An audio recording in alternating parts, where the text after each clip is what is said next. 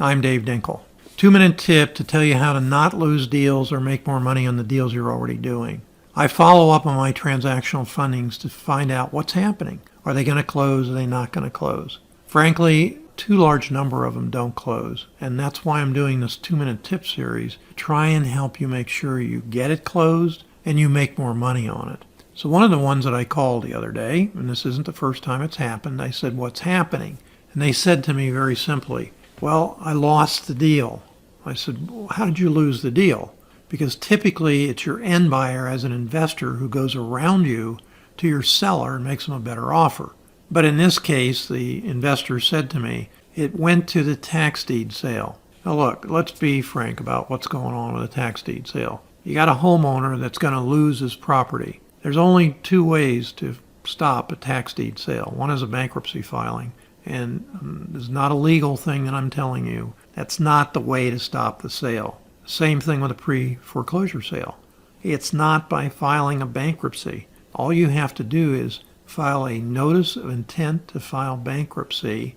99% of the time that will stop the bankruptcy without filing it. Why not file it? Because it costs the seller a lot of money, has to have it up front in cash in effect for the attorney, and it blots his credit record for 10 years. And all it does is forestall it being taken out of the bankruptcy, the property, and put back into the marketplace within 30 days. So it has achieved nothing except a fee for an attorney.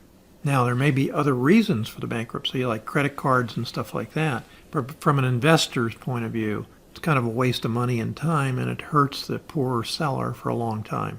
Sold. I said, what happened? And they said, well, there's these guys running around who are calling up and saying, you're entitled to overages on your tax deed upcoming sale, and I will get the money for you. So what does this sound like? You as an investor go in and say, if it goes to sale, you may not get anything at all. I can promise you this amount of money. You do it, and you make money on pre-tax deed sales. Not tax deed sales, pre-tax deed sales.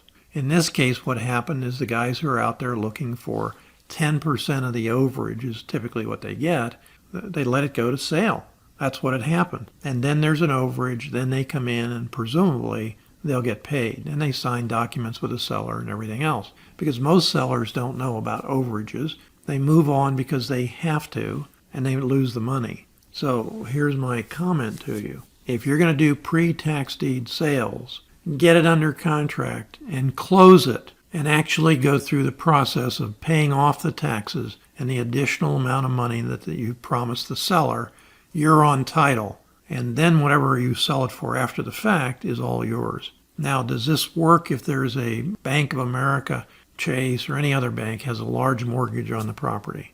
Typically not. So there may not be any overage anyway. Those, let them go to the sale, because only in tax deed sales do they knock off all the other liens and mortgages, including liens and code violations. However, even though that's the legal aspect of it, the cities don't acknowledge that.